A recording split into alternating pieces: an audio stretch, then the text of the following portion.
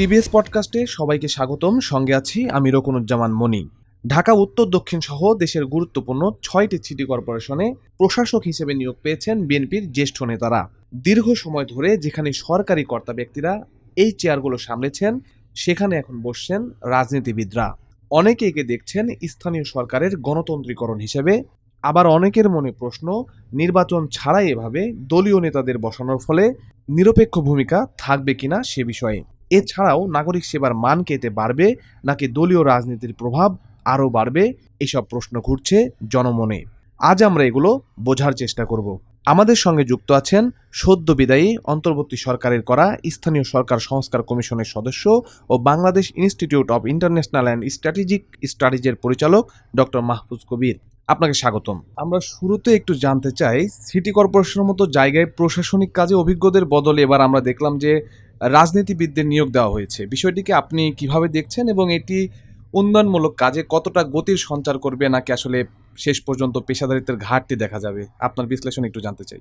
হ্যাঁ, আসলে এই যে কোনো স্থানীয় সরকার প্রতিষ্ঠান, বিশেষ করে যে এই এত বড় বড় যে সিটি কর্পোরেশন, ওগুলোতে কিন্তু নির্দিষ্ট কিছু পদ, যেমন সেখানকার যে সিইও, এই পদগুলোতে কিন্তু ইতিমধ্যেই যে সরকারি কর্মকর্তা, বিশেষ করে যে আমলাদেরকে এখানে নিয়োগ দেওয়া হয় এবং এটা সারা দেশ জুড়েই চালু আছে। বিশেষ করে মিউনিসিপ্যালিটি এবং সিটি কর্পোরেশনে তখন কিন্তু এটা করা হয় যে নির্বাহী কর্মকর্তারা কিন্তু আসলে এই আমলাদান যে পদ্ধতিতে যে সমস্ত প্রশাসনিক দায়িত্বগুলো পালন করা হয়, তো সেখানে কিন্তু এটা এখন আসলে যেহেতু সরকার মোটামুটি ভাবে একটা সিদ্ধান্ত নিয়েছে যে খুব দ্রুত এখানে নির্বাচন দেওয়া হবে এবং ইতিমধ্যে যে স্থানীয় সরকার মন্ত্রী তিনি এই ব্যাপারে বলেছেন। তো এই সময়ে মানে এই যতক্ষণ নির্বাচন না হয় ততক্ষণের কাজ চালানোর জন্য আমার ধারণা যে এখানে আসলে প্রশাসন নিয়োগ দেওয়া হয়েছে। তবে প্রশাসক এই সময়টাতে নিয়োগ না দিয়ে বরং ইলেকশনের শিডিউলটা যদি ঘোষণা করতো, তাহলে সেই ক্ষেত্রে কিন্তু তখন একটা ধারণা পাওয়া যেত যে না, এই সময়টার মধ্যে আসলে নির্বাচন হবে, সেটা হয়তো 1 মাস 2 মাস 3 মাস চাইলেও থাকানো। তো তখন মানুষের মধ্যে কিন্তু এক ধরনের চিন্তা ভাবনা আসতো যে না, ঠিক আছে, নির্বাচন হবে এবং নির্বাচিত জনপ্রতিনিধি তারা যে সমস্ত লোকাল গভর্নমেন্ট ইনস্টিটিউশন আছে, তো তাদের যে সমস্ত নির্ধারিত সেবাগুলো আছে সেই সেবাগুলো প্রদান করবে এবং একই সঙ্গে মানুষের কথা শুনবেন।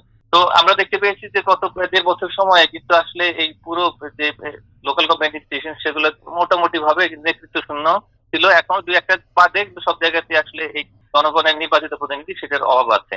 এই সমস্ত কারণে যেটা হয়েছে যে আসলে যে দৈনন্দিন যে সমস্ত সেবাগুলো আছে সেগুলো কিন্তু ঠিক মতো দেওয়া সম্ভব হচ্ছে না এবং মানুষের অনেক অসুবিধা হচ্ছে। এই অবস্থায় নির্বাচনটাই কাম্য। তবে যেহেতু রাজনৈতিক লোকজনকে এখানে নিয়োগ দেওয়া হয়েছে, হয়তো চিন্তা ভাবনা করা হয়েছে যে আপাতত তারা চালাক এবং খুব দ্রুত হয়তো নির্বাচন দেওয়া হবে। তবে এখানে একটা আশঙ্কা তৈরি হয়েছে বলে আমার কাছে মনে হয়। সেটা হলো যে এই যাদেরকে নিয়োগ দেওয়া হলো সিটি কর্পোরেশন গুলোতে, তো তারা হয়তো নিজেদের স্বার্থে হয়তো এই সময়টাকে প্রলম্বিত করতে চাইবেন। এটা একটা বিষয়, মানে এটা আমার ধারণা। আর এটি ছাড়াও যে যদি এটা দীর্ঘায়িত হয় এই নির্বাচন, তাহলে সেই ক্ষেত্রে আসলে যে এই যারা এসছেন এখানে, যাদেরকে দায়িত্ব দেওয়া হয়েছে, তারা ঠিক মতো আসলে দায়িত্বগুলো পালন করতে পারবেন কিনা, সেটা একটা চিন্তার বিষয়। তার কারণ মানে এই সিটি কর্পোরেশনের কাজ কিন্তু অনেক জটিল। মানে বিষয়টা একদম মানে শুধুমাত্র কেউ জনপ্রতিনিধি নির্বাচিত হলেই যে তিনি খুব ভালোভাবে এটা সামলাতে পারেন, বিষয়টা এরকম নয়। এখানে নেতৃত্বের একটা বিষয় আছে, এখানে প্রশাসনিক যে নীতিগত নির্দেশনার বিষয় আছে। মানে এখানে সরাসরি তিনি হয়তো সেবা দেন না, কিন্তু এই যে এত এত দপ্তর আছে এখানে, বিভিন্ন রকমের সরকারি দপ্তর কিন্তু এখানে কাজ করে। সুতরাং তাদেরকে আসলে প্রয়োজনীয় নির্দেশনা প্রদান করা, সেটা একটা বিষয়। এবং একই সঙ্গে বিভিন্ন রকমের যে সামাজিক নিরাপত্তা কর্মসূচি আছে সেগুলা ডেলিভারি দেওয়া, সেটা একটা মহসত নিধন, তারপরে আরো নানান রকমের কাজ করেছে।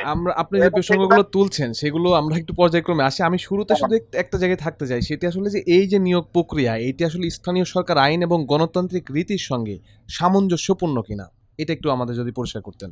না, আসলে এই যে লোকাল গভর্নমেন্ট ল যেগুলো আছে, সেটাতে তো আসলে নির্বাচিত প্রতিনিধিরাই কিন্তু আসলে নেতৃত্বে থাকবেন, সেটা বলা আছে। তো এবং এই যখন এটা থাকবে না, তখন কিন্তু ওই যে যিনি সিনিয়র, তিনি আসলে এই দায়িত্বটা পালন করবেন, এরকম করে বলা আছে। তো এই প্রশাসক নিয়োগের যে বিষয়গুলো, সেগুলো কিন্তু খুব রিসেন্টলি আমরা দেখতে পাচ্ছি যে লম্বা সময়ের জন্য প্রশাসক নিয়োগ দেওয়া হচ্ছে এবং নির্বাচন হচ্ছে না। তো সমস্যা আসলে এখানে, যেখানে সংবিধানে বলা আছে যে প্রশাসনের প্রতিটি এককে এই স্থানীয় সরকার থাকবে এবং সেখানে নির্বাচিত প্রতিনিধিরা দায়িত্ব পালন করবেন। সেই জায়গাটাতে এখন দেখা যাচ্ছে যে না, নির্বাচিত না হয়ে অনির্বাচিতদের দেওয়া হচ্ছে। আসলে এই যে আমাদের স্থানীয় সরকার আইন, সেটার সঙ্গে আসলে পুরো প্রক্রিয়াটা আমার কাছে মনে হচ্ছে এটা সুসাংঘর্ষিক। এরপর একটু আমি আপনার পূর্বের কথার সঙ্গে ফিরতে চাই যে একজন রাজনৈতিক প্রশাসক হিসেবে নাগরিকের সমস্যাগুলো একজন আমলার চেয়ে দ্রুত সমাধান করতে পারবেন কিনা আপনি বিষয়টি একটু তুলছিলেন। বিশেষ করে মশা নিধন, ড্রেনেজ বা যানজটের মতো দীর্ঘস্থায়ী যে সংকট আমাদের নগরগুলোতে রয়েছে, এইখানে আসলে প্রভাবটা কেমন হবে? আমি মনে করি যে এখানে যদি একজন আমলা হন, তাহলে সেই ক্ষেত্রে আমাদের দেশের যে এই আমলাতান্ত্রিক যে ব্যবস্থা এটা গড়ে উঠেছে, তো সেখানে কিন্তু সাধারণভাবে যে সাধারণ জনগণের সাথে তাদের একটা দূরত্ব থাকে। মানে এটা যতই আমরা চেষ্টা করি না কেন, এই বিষয়টা কিন্তু ইতিমধ্যে আমাদের সংস্কৃতিতে গড়ে উঠেছে। এবং এর চাইতে কিন্তু বরং যারা যদি জনপ্রতিনিধি কেউ নাও হন, অন্তত যদি রাজনৈতিক নেতা হন, তাহলে জনগণের সঙ্গে মেশা এবং তাদের সঙ্গে কথাবার্তা বলা, তাদের যে মনোভাব বোঝা এবং সেই অনুযায়ী যে তাদের সঙ্গে রেসপন্সিভ যে অ্যাটিটিউড, সেটা কিন্তু এই রাজনৈতিক নেতাদের মধ্যে আছে। তো ওকে। সুতরাং আমার মনে হয় কি যে যদি এরকম হয় যে না ঠিক আছে, একজন রাজনৈতিক নেতাকে এরকম একটা পদে দেওয়া হলো, কিন্তু সেটা অবশ্যই কম সময়ের জন্য হতে হবে, মানে ন্যূনতম সময়ের জন্য হতে হবে। যারা এই পদে নিয়োগ পেলেন তারা আসলে তাদের সময়টা দীর্ঘ করার চেষ্টা করতে পারেন। সেক্ষেত্রে আসলে এইটি যে আগামী সিটি নির্বাচন হবে, সেটির জন্য একটি সাংগঠনিক ভিত শক্ত করার কৌশল কিনা আপনার কাছে কেমন কিছু মনে হচ্ছে? না, সেরকম একটা হয়তো সংযোগ থাকতেই পারে।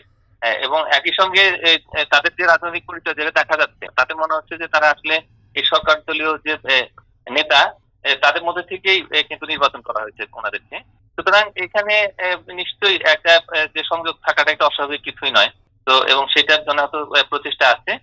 কিন্তু এতে হয়তো কনফ্লিক্ট অফ ইন্টারেস্ট তৈরি হতে পারে।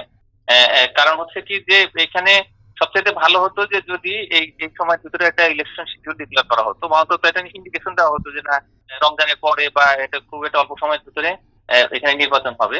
তো এটা হলে তখন কিন্তু আর কোন রকমের কোনো এই যে এক ধরনের ধোঁয়াশা বা কোন ধরনের সন্দেহ, তো সেগুলো কিন্তু থাকতো না। সিটি কর্পোরেশন গুলো অনেক বড় এলাকা নিয়ে গঠিত, মানে সবগুলো সিটি কর্পোরেশন অনেক বড় না, বড় কিন্তু এই যে ঢাকা বা এই ধরনের যে বড় সিটি কর্পোরেশন গুলো, সেগুলোতে অনেক বেশি সেবা দিতে হয় এবং এখানে আসলে অনেক দূরের কাজ রয়েছে। তো আমার মনে হয় যে এখানে সবচেয়ে ভালো হচ্ছে যে এই যত দ্রুত সম্ভব নির্বাচন দেওয়া।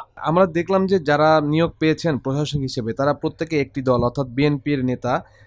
এইখানে আসলে অন্যান্য রাজনৈতিক দল এটিকে আসলে কিভাবে দেখতে পারে এবং এটি আসলে অন্য দলের জন্য ভবিষ্যৎ রাজনীতির ক্ষেত্রে একটা নজির হয়ে দাঁড়াবে কিনা? এই সবচেয়ে ভালো হতো যদি আসলে এই মানে মিক্স করে আর কি, যে অন্যান্য দল থেকেও দু একজন করে নিয়ে যদি দেওয়া যেত, তাহলে সেটা হয়তো এটা খারাপ হতো না।